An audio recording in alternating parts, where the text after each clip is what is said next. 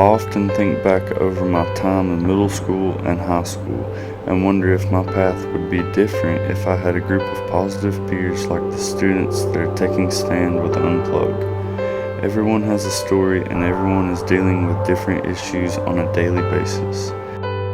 I didn't eat this morning. No food in the house. I'm always left out and alone. No one ever stops to talk to me. Parent passed away last night, but still have to go to school.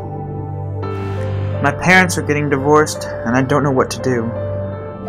Failing class, and I didn't sleep because I partied all night. I'm addicted to the medicine for my wisdom teeth surgery and don't know how to stop because I constantly crave more.